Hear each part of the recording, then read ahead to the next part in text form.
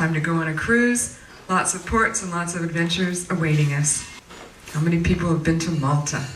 Malta, if some people hear you're going to Malta, they've never heard of the word, let alone the country, so it's great. I love Malta. This is the water. The first time I went to Malta, I was on a small boat, and I was wondering, what's Malta all about? And the first thing I saw were these giant walls, massive, in front of me, and it's kind of like listening to a fairy tale when you're a child, like, what could this be? Perfume, if you have a chance, some of you are going on a perfume tour. When I went on my perfume tour, it's like going to a doctor's laboratory that you might see in some science fiction movie or something. You see the white coats, bottles everywhere. And when I was there, they made a great discovery that week. They said they were trying to get a fine, and I don't know that much about perfumes, they were trying to get a fine French perfume with a little special splash for teenagers, teenage girls, to have that special scent. And all the men, all the scientists were trying to get that special scent or flavor, and they couldn't.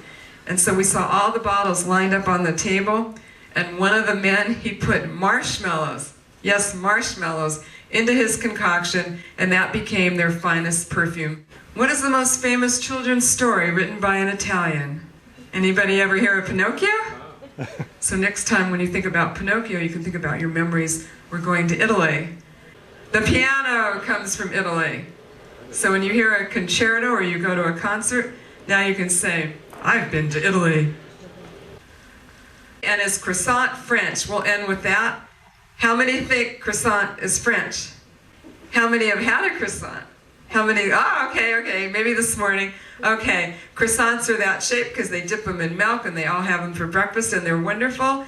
But guess what? When you go home, you tell all your friends the croissant came from Austria. My name is Gail Small. A lot of you I've met around the ship. Today we're in a pirate mode to kind of wind down our tour. Tomorrow we're at the Princess Keys, and who knows when you might see a pirate. What did the pirates want? They wanted power. They all wanted power. They wanted freedom. Here's the gold, lots of gold. And some of them would stop at nothing to get their gold or to get their treasure. They had to be fast, they had to be well-armed, and they had to be able to hug that coast. And I love happy faces, and they say that the first pirate flags were really like a happy face. When they first started, before pirating became so severe, they would hoist their flag, and it was almost like a welcome call, like if you had company at home and you put out a sign with your name, like, come to our house for holiday dinner, or come to our house and visit. The original pirate flags were like a happy face, just, hi, come aboard. So Christopher Moody, here was the first flag. If you notice the hourglass, some of us have kitchen timers with an hourglass. To them, the first hourglass meant no time to live. There it is on a flag. That's the warning. And then came that skull, meaning death. So, does anyone know where the word bigwig came from? Yeah. She is after, okay? She knows. How do you know it? Okay, so the word bigwig, it's an expression a lot of us use that the pirates, the longer their hair, the more important they were. And here's Sir Henry Morgan, and look at his hair. He was a very cruel pirate, and he let his hair grow very long, so they knew he was powerful. So there you go, meet Sir Henry Morgan. How many of you went to the castle yesterday for Blackbeard? A lot of you did, so you heard some of the history. He was a dangerous man, powerful, and you can see his beard and his long hair. He had all of that before it was like the fashionable thing to do. And what he used to do was he put matches in his beard and in his hair and just set off these little fires that would scare everybody away. And that was part of his power that he acquired. There were women pirates. Career in piracy was not just for men. So, women, once they took to piracy, they were determined, they fought hard, this was their life. They were endless, nothing stopped them. Mary took a fancy to another pirate. She was part of that fleet.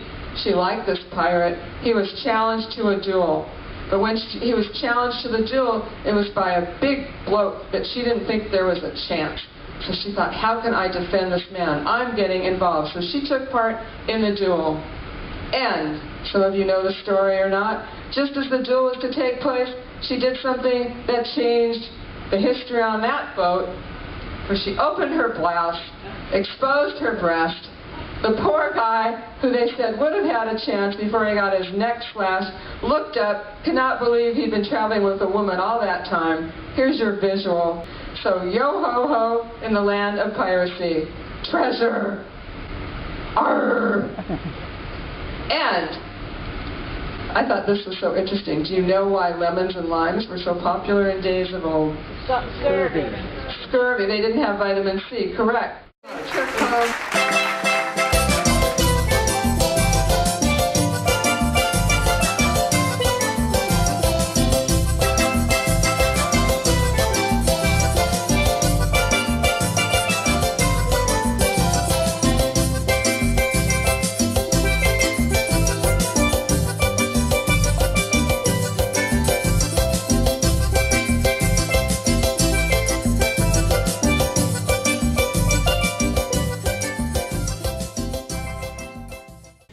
See how different people are, how we solve puzzles.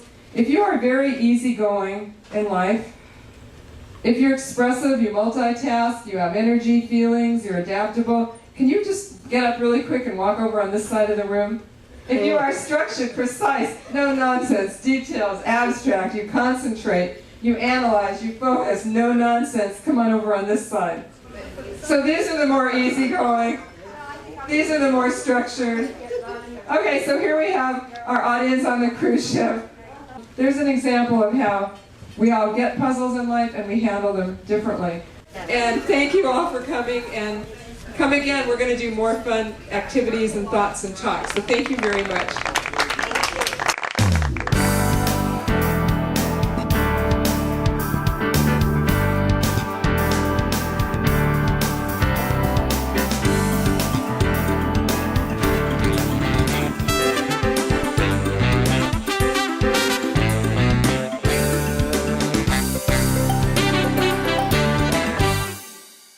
So all of you are related to volunteering, which is what we're passionate about. I was a teacher for 35 years before I started traveling as a Fulbright and doing all kinds of writing. This is my 6th book. And looking at you with the Halloween faces and everything I'm looking at, Halloween is kind of like volunteering, like it's an exciting day. You never know what it's going to bring. It's something different, just like when people go out the door or the people in your organizations go to volunteer. You never know what it's going to be. And one of the quotes in our book from Mary Eisenhower is that when she volunteers, the best part is how she feels on the way home.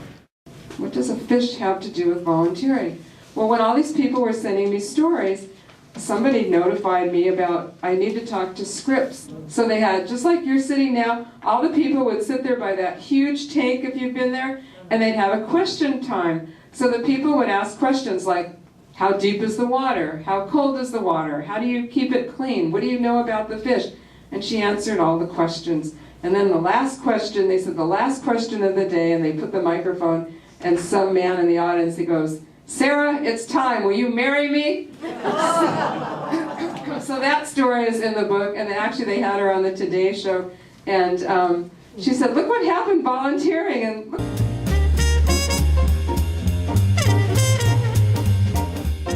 I was a teacher, and I told all the children, I said, first grade, go home, come tomorrow with a brown bag, and bring something with you that we can write about and guess what it is. Oh, they were so excited. So they went home, and they all came the next day, and they all brought their brown bag. I thought, oh, this is so good. I did such a neat lesson. I'm so happy. So I thought, I'm going to wait till the afternoon. I'm not even doing this in the morning. I'm pulling this off. It's really good. All the brown bags are lined up. So in the afternoon, they got up to share what was in their bag. Me? Wrong. I should have communicated to the parents of these children they are bringing something from home. Because this one little girl happily got up with her brown bag, and in her brown bag, let's see if this will give you a clue. In these teeth. Her great-grandmother came the night before from out of town. And her great-grandma, actually it's in one of my books, I told the whole story. Her great-grandma woke up that morning, no teeth. Well, nobody knew. I didn't communicate she brought the teeth to school. So the parents, They were looking, they called their neighbors, it became a neighborhood project, they're looking for the teeth. Nobody can find the teeth. They called the doctor and said, "Could Alzheimer's come in overnight?" She came off the plane with teeth and she has none. Well, when this child shared her teeth, I couldn't believe it. So I called the parents. You don't know how popular I was. The teeth! You have her teeth! So anyway, communicate. When you give a direction, think about what you really want, because I learned a big lesson on that. And that poor lady learned a lesson. She's not putting her teeth where somebody sees them and she doesn't know where they are. So now, thank you for being a great audience. I'd love to talk to some of you after, and thank you for being who you are.